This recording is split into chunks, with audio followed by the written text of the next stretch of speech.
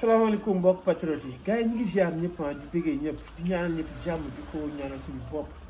di ñaanal sénégalais yëpp rawatina sama mbokk patriote yi di ñaan Sénégal jàmm am fi di ñaan yàlla suñu borom aar suñu président Ousmane Sonko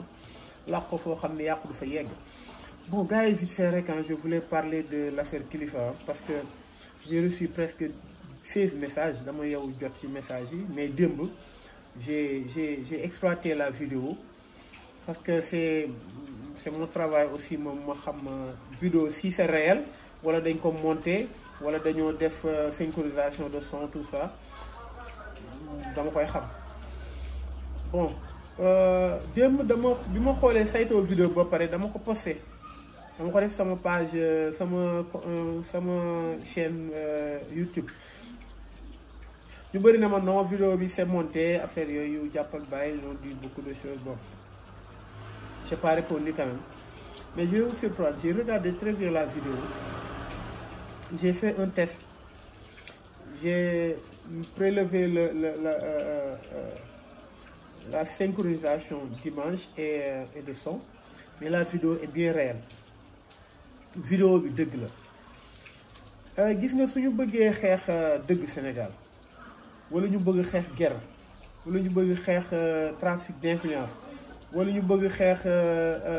maanaam l'influence par l'argent wala ñu bëgg xeex la corruption d'une manière générale, il faut que nous soyons impartiaux. mënuñu défendre kii parce que ñoo far xalab kële parce que mi ngi beneen camp. Il faut que nous revenions si le président Sonko waxoon, il l'avait dit. Président Sonko dafa ni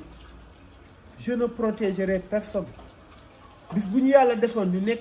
nekk ci pouvoir bi El Malick def benn délit wala def lenn loo xam ne dëppoowul ak yoon, nee na benn cour de contrôle bu mu mën ci doon, organe de contrôle bu mu mën ci doon épinglé ko, justice condamné ko, il va purger sa peine. Vidéo Kilifeu bi dëgg la. Man au début j'avais cru en Kilifeu parce que munu moon xalaat ni il se laissera avoir comme ça. te nit ñi foog ñu doylu. Gis nga lii nii am dafa yàgg ci Sénégal, muy waykat bi, muy politiciens yi, muy directeurs généraux yi, muy ministres yi, muy président bi ku mu mënti doon. Heure bu ñuy dem dañuy buub seeni nit fayeeku leen dem parce que en fait waykat yi les chanteurs n'ont pas de revenus suñu defee tournée, ñu ci ëpp boobu amuñu ko. muy Youssou Ndour, Wally Seck ak ku mu mënti doon suñuy dem dañuy yóbbaale ay nit. yàgg nañ ko def, Youssou Ndour yàgg na ko def, Wally Seck da koy def, ku nekk dañ koy def. Il faut se dire la vérité. Kilifeu il l'a fait, il a été pris la main dans le sac. Il faut que nous reconnaissions ça. gis nga gars yi tey lenn dafa leer. gis nga li am Sénégal c'est le reflet de l'image qu'on a vue de Kilifeu. da ngay dem bureau passeport taseeg nit ci buntu bi mu ne la soo bëggee mu gaaw fay ma 20 000. nga dem mairie soxla benn kayit ñu ne la da ngay fay 2 000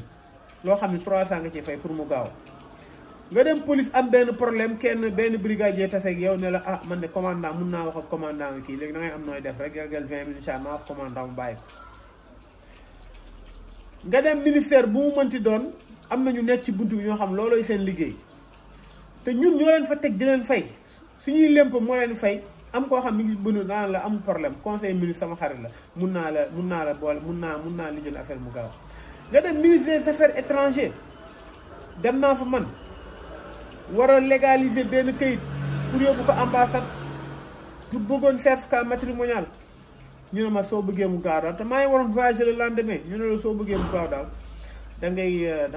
am nooy def joxal temps ngay fay ñu kii la fay vite fait da ngay taxaw ñu dugg defaraloo. police bi jàppale ci télé bi di la wax yu amul bopp amul genn. booy nu mu demee jàpp la téye say kii affaire yooyu nga manqué benn affaire. li mu la wax mooy sampal niil ah sa samp niil moo gën waaw samp niil mooy nga génn xaalis fay ko. Pourquoi on n'en parle pas? nga gis si télé bi ay scooter ñii di cag-cag ñi yor seen scooter di liggéey ab liggéey bu ndaw. ñëw leen fii géej Malibu géeju Gàddaay nga gis ay policiers dajale lu mat ay 100 scooter te wallaahi scooter yee ñu jàpp 5000 ngay fay 6000 wala doo dem.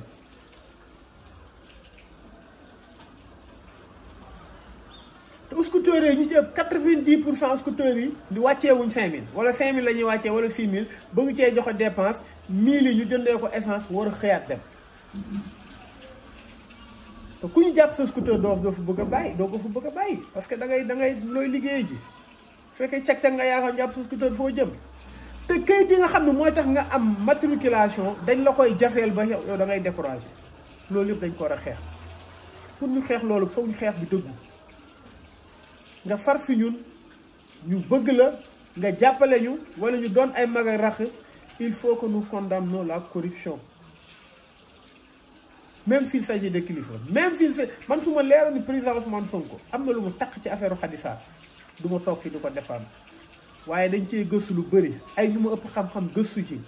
man sama xalaat bu gàtt ma gëstu ci xam ne li ñu wax yëpp du dëgg. on revient sur le trafic de visa gars yi trafic de visa dafa am loo xam ni daf ko jouer Sénégal et da ngeen ko xeeb mais c'est catastrophique. tey da ngay gis benn bu njëkk ba pour mu wax sax bu njëkk ba visa xam nga billet nga doon jënd dem voyager. Nos pères, nos parents, nos grands-parents et nos pères sont voyagés seulement avec l'argent du billet. ñu dem ba ci kanam ambassade laaj ay quelques documents nga dem yóbbu sa document ñu may la parce que bu njëkk ba nit ñi bëgguñu woon sax dem ay Europe ay Côte d'Ivoire lañ doon dem Guinée. yooyu dëkk yooyu lañ doon dem Guinée Cameroun Gabon fa lañ doon dem immigré yi ëppoon xaalis fa lañ nekk. léegi mujj gi gars yi dugal ci corruption pour documentation yi ak visa yi dañuy dil ak consul bi ambassade yi dil bu grand moo fa nekk. en amont nag léegi ñuy dem échéance yi di yokk ba visa doon 5 millions 6 millions.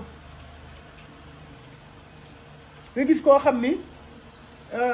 dafa xamanteeg doomu Moustapha Cissé Lo wala jarbaatu Aly Ngouille Ndiaye wala raxu Ismaïla Madior Fall wala jabaru Abdou Mbow wala xaritu Amadou Sall bu président Macky Sall ñëw war a voyage ne nag ku nekk lijjanti léegi nga lijjanti ku nekk 5 millions mu dajale 10 passagers am dem yoonam encaissé ko. waaw ñooñu dem bàyyi fi seen xarit yoo xam ñoo doon galéerandoo dem di leen woo envoyé oto ñëw vacances ànd ak ñoom di leen paye pendant 1 mois tabax seen kër mais ñooñu amuñu 5 millions pour dem parce que ñi nga xam ne ñooy defar visa ñooy trafiquer visa comme kilifa je le nomme ak ñeneen dëgg la amul ay laaxal ak ay non si non amul loolu. ñooñu suñu amul moyen boobu 500000 lañ yor ils vont prendre les pirogues ñaata nit dem ci gaal yi jàll te arrêté wul ba léegi ay gaal la ñuy dem peut-être ay benn mais ñi ngi dem je te jure ñi ngi dem ñii di dem ba Maroc liggéey dajale xaalis traversé ñii dee daaw rek y avait plus de 500 personnes qui sont mortes kon affaire bi buñ ko jëlu banal non li mu doon kii tax affaire yi non man xanaa ma bañ a xam dëgg wala ma yaakaar ni si dëgg nga nekk mais bis bu ma xamee li nga nekk ci du yoon je ne resterai pas ici à mon intime conviction je vais pas défendre mais c'est la vérité les retombées mooy ñuy dee visa bu njëkk bi lu yomb la ñëpp xaj saa yi Sénégal 17 millions d'habitants France plus de 72 millions d'habitants genn wàllu Sénégal mun nañ dem France yi liggéey du leen impacté au contraire day gën a dooleel seen économie. Europe ni mu ngandee États-Unis Canada gars yi foog ñu dellu suñu xel xam ni dëgg moom dëgg la rek du romb dëgg du romb nopp tamit te du romb ay gët gars yi am na ñu ma laaj ne ma est-ce que président Sonko du ci maanaam du am lu mu ko yàqal par rapport ak kilifa ak ni mu jegoon man pour vous dire kilifa jegewul président Ousmane Sonko vous ne comprenez rien kilifa ni muy défendre société civile la nekk bokkul ci benn parti dëgg lay défendre moom la doon défendre te moom lay défendre donte def na benn faay boo xam ni ça n'enlève à rien que dëgg gi mu gis di dénoncer injustice Sénégal ak yooyu. kon bu leen yaakaar ni kilifa ak président Sonko dañoo am relation familiale bu extraordinaire tey je vais vous raconter quelque chose loo xam ni président Ousmane Sonko lañ moo ma ko wax ci gémmiñam c'est la réalité te foog ma wax ko lu garaaw nag président Ousmane Sonko def ma ni bi may dem parce que bi li ki waxu kilifa sax indoo dañ doon waxtaan ci affaire xar yi nga xam ni gars yi dañ ko koy indil ba pare ku nekk bëgg mu gërëm la wala mu kii la mu maanaam mu photo ak yow nga publier ko bon moom elle a trouvé que du ko jar quoi parce que su fekkee yàlla la ka tax ñuy def jarul ñu koy publier te moom sax nee na su sañoon sax nit ñi duñ ko indil xar parce que bëggul sonal kenn te lu tuuti li mu yor même su dee ab mbote sax mun na ko tabaskee mu ne ma dama amoon problème ci affaire xar yi may indil tellement am na benn bergerie boo xam ne nee na dafa gaare buntu këram net berger oto bi gaare wàcce benn laadum ne ko ah président ñu ngi yow de laa doon seet li yàlla lekk ko mën dama xar bi lañ ma wax ma indil la ko président ne ko macha allah jërëjëf waay ne ko léegi mu ne ko léegi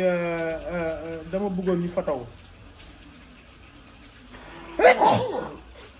mu ne ko léegi dama bëggoon ñu photo président Sonko ne ko waaw mais est-ce que dina ko jar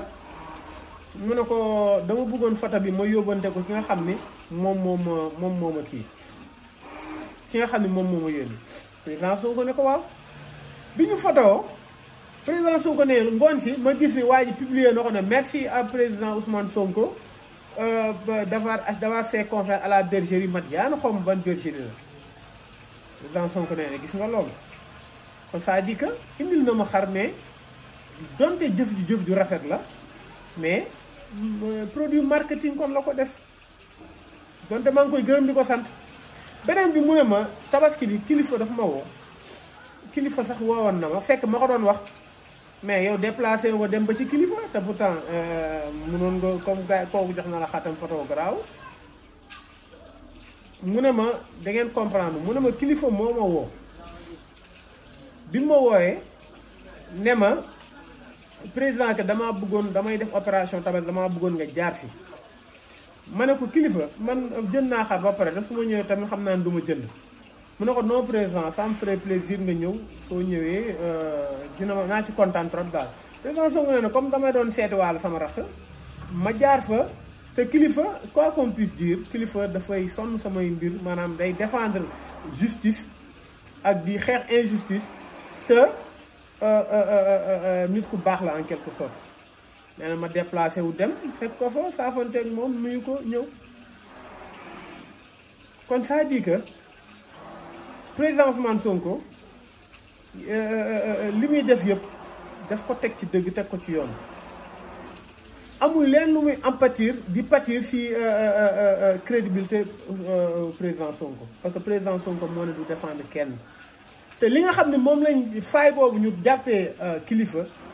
15 ans impôt topp nañ ci Ousmane Sonko jour par jour di xool parcelle par parcelle non par non pour bëgg ko taxal dara mënuñu ko te fi mu nekkoon moo gën a doy waar ay trafic visa ay milliards ñoo fay dugg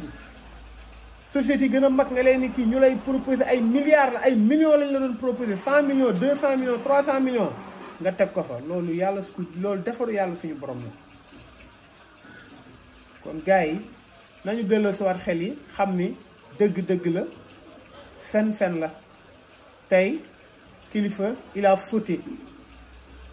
li ciy topp nag du ma ci wax parce que tey au sein du gouvernement xam nañu ñoom seen jëm bopp ñoom gouvernement ñi nga xam ne ñooy jéem a faagaagal kilifa ñoom dañuy trafic ay visa tey trafic de faux billets bi ñu ci jàppee Bougazelli est-ce que dafa yàqal dara président Macky Sall non non yàqalu ko dara parce que c'est un cas isolé justice bi mu ko jàppee dafa def liggéeyam ñu jàpp ko tëj ko tuuti président génn ko xaw ma nag ndax dañu war a mun nañ condamner kilifa parce que l'acte n'est pas allé à sa finalité tentative la rek c'est pas y a des circonstances vraiment atténuantes di ko ñaanal yàlla mu génn ko ci lii te à l'avenir mu gën a xam ni comme moom porteur de voix la te comme moom nit ñi dañ koy roy modèle lañ ko def mu bañ a dugal ci lii nag lu bëri dañ cee war a jàngat ñu xam ne àdduna doylu lak moo am solo parce que kilifa tey su mënoon joxe biem yëpp pour lii ñu bañ ko diviser da koy def kon àdduna nañ leen gore milliards yu ñu la mënti jox ci àdduna jarul lii alalu àdduna jarul lii gars yi nañ delloo si waat suñu xel xam ne ñii ñu jaaxaarloo erreur bu mu mënti doon man damay jot ay appel sawaay dama bëggoon lii dama bëggoon lee sawaay su ci ay affaire xaalis ak ay compromis kii dama naan sawaay xoolal leneen kon gars yi nañu gën a jaajuwaat gën a jàppaat gën a xamaat ne dëgg-dëgg la amul diw amul kilifa amul man amul Sonko képp koo xam ne nekkoo ci dëgg on va rester ici et on va vous dénoncer kon gars yi ñu ngi siyaar yëpp di liggéey ñëpp wasalaam